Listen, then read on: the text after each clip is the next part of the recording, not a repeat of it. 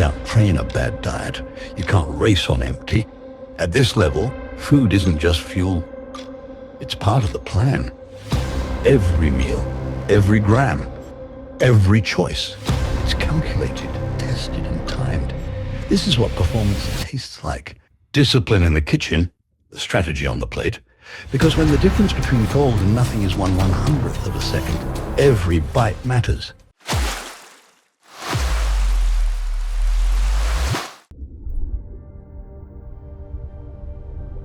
What's the first thing you eat when you wake up for early morning training, and why? We have 2 slices of wholemeal bread and Nutella on top, and then we'll normally I'll have 2 pints of water, one with a hydro tab in it. How do you approach breakfast on a heavy training day, VCL lighter one? My breakfast is the exact same every time maybe the only difference would be on a weekend if we go out for breakfast, but we have the same thing every day. Do you think of food as fuel, or is it more than that for you? On a Saturday it's more than that, every other day it's fuel. Yeah. Sunday night. Sunday night. Nathan likes to make up his own recipes because we're going to make a cookbook at some point, and Nathan makes them every Sunday. We'll make a new recipe up and try out and see if it's going to be good or not, and then it goes in the book if it's good. Has your morning routine evolved over the years as your goals or body have changed? Honestly, I think our morning routine, as we've got better, has just stayed the same. Like, it's always I suppose what we have eaten has changed. I used to eat Crave cereal with milk, but then over time it makes your stomach go a bit too full. So basically, my morning routine changes on how I feel, not really on like if I'm getting better or not. Oh, Father, tell me, do we get what we deserve? Oh, we get what we deserve. And where down we go. Yeah, this morning we got race pace, so we're getting ready to get into this. It's going to be some fast 50s, getting ready for racing, obviously, and I'm going to go get in. Way down we go. We've got this set, so it's basically a dive 75 where we go front end speed of a 400 freestyle, and 650s where we go middle of the race 400 freestyle. Then we go 100 easy, then we go 250s, one at 200 race pace, one faster, and they descend through the rounds. And we have 3 rounds, and in between each round we have a bit of easy. So that's the race pace set. What do you typically bring to the pool to fuel mid-session?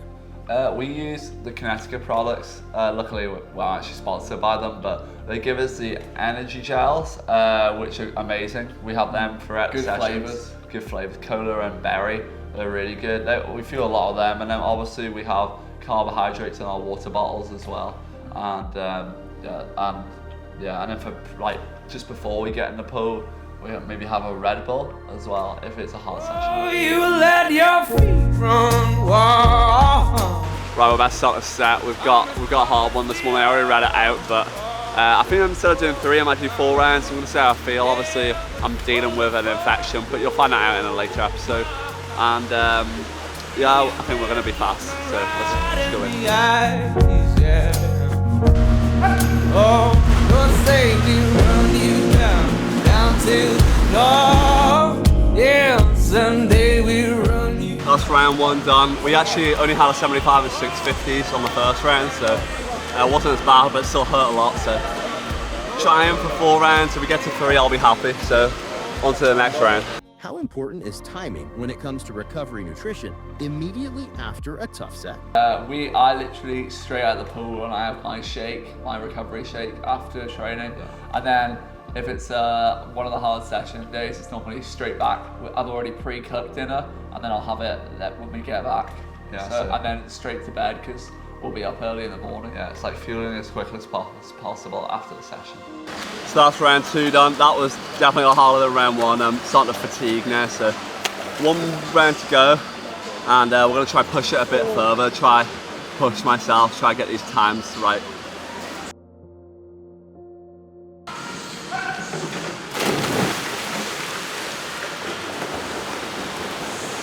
Have Have you ever gotten it wrong, eaten the wrong thing, or mistimed it?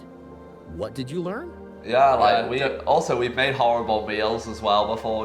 We try to experiment, you know, like we like to be chefs, you know, like we wanna try different foods all the time. So we got it wrong a couple of times. No spice on race days. That's all we say. Yeah. And where down we go. Just finished the main set there. It was tough. I'll tell you my lactate numbers after because they're just coming through, but tough set. Happy we did it. That's my first set, kind of getting back into the swing of things. Very pleased.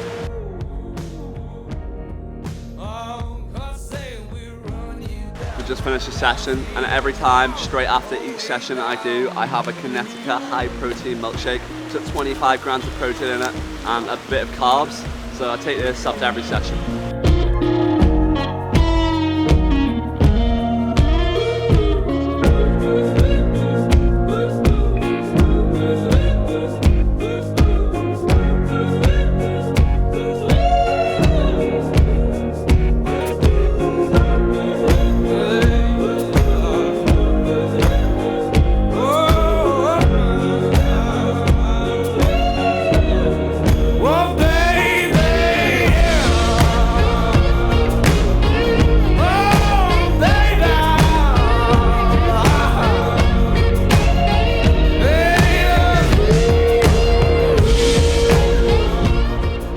Right, so we're about outside the medical centre on campus because we're about to go get a bloods test, and yeah, I don't know if we're going to film in there, so if not, you'll see me out.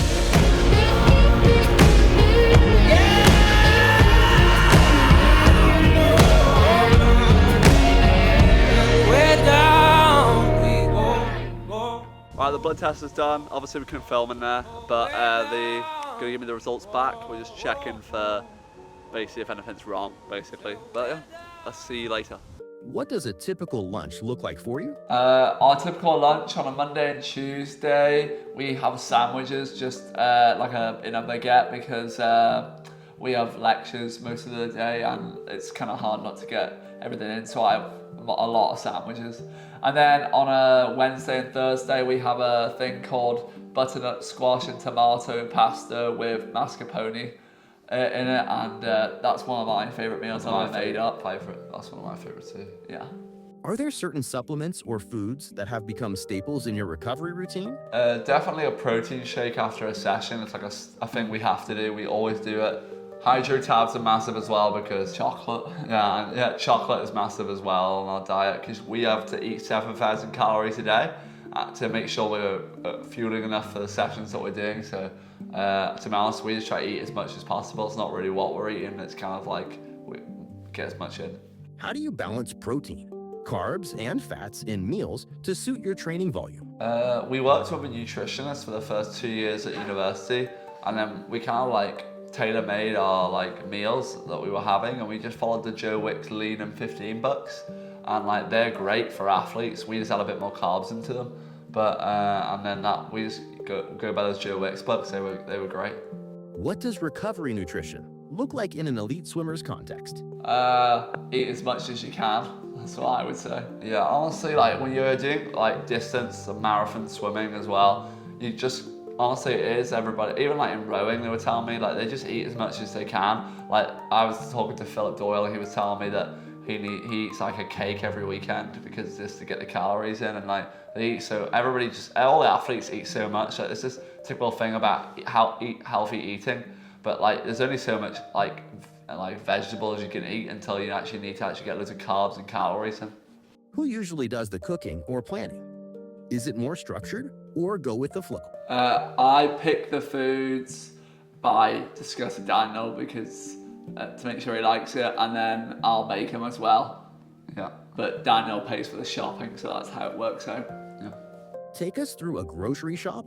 What are the staples you always grab? We buy the cheapest chocolate because we have to have like a lot a week, otherwise it can rack up.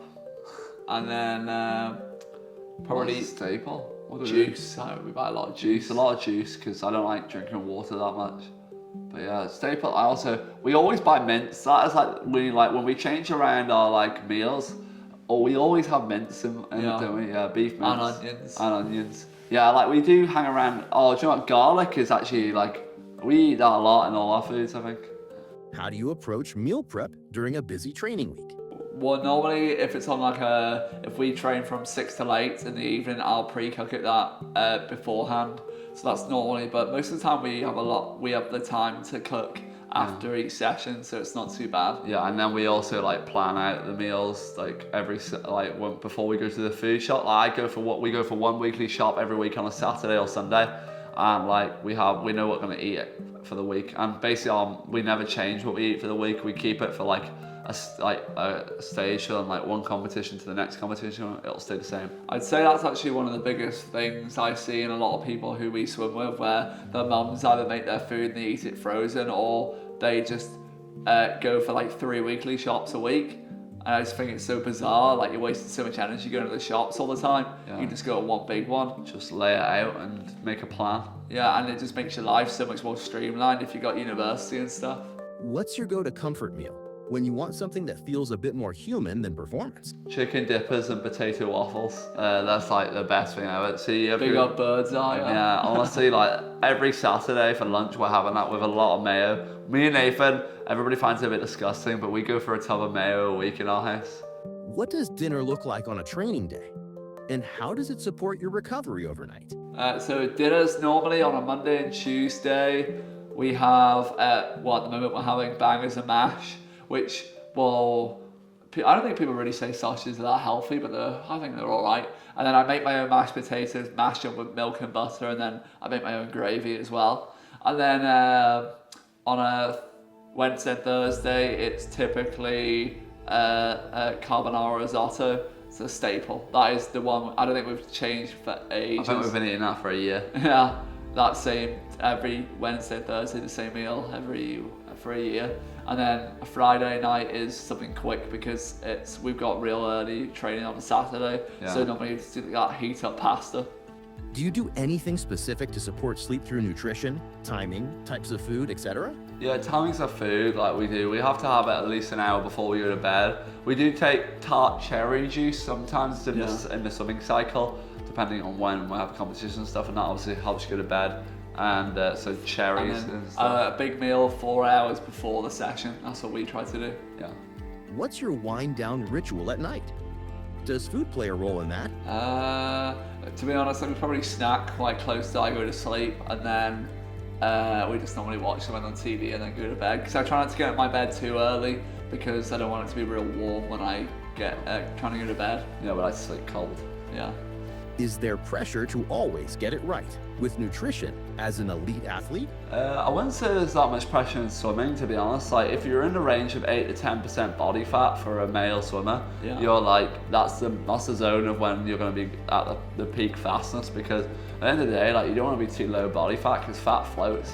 Yeah, you know? So you want to look good at the same time. Yeah, it's all about looking good. So maybe that's where the pressure comes from. Chiseled, statue. It's all about the photos on the block. Yeah.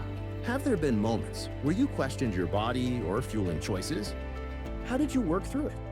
I would say sometimes, I've actually been thinking about this recently, maybe we go out for dinner too much during competitions. I think we could dial that in a bit better and eat healthier during like a local competition. Yeah, like an Irish champs. Yeah, I feel like we just eat out every night. I think we have to. Yeah. That'll be one of my recovery strategies in between races. I think I'm going to make my own meals and heat them up. I did that for the Olympic trials in 2021 when I first making my Olympics. I made all my meals beforehand and heated them up while I was there. Yeah, because when you go to like a world champs, it's very like basic food when you're in the buffet, so it's actually quite I actually don't, you wouldn't like it for a while, but it's only for that week and I feel quite good when I'm having that basic food. Yeah. What advice would you give to younger athletes trying to navigate food, body image, and performance all at once? I do think like for younger athletes, just eat whatever your parents make you. Like I don't think it actually matters that much. It only really matters at the top end of the sport, like nutrition. Like your parents know what's good and what's bad, so they kind of just give you the right things to have a healthy diet and to swim fast.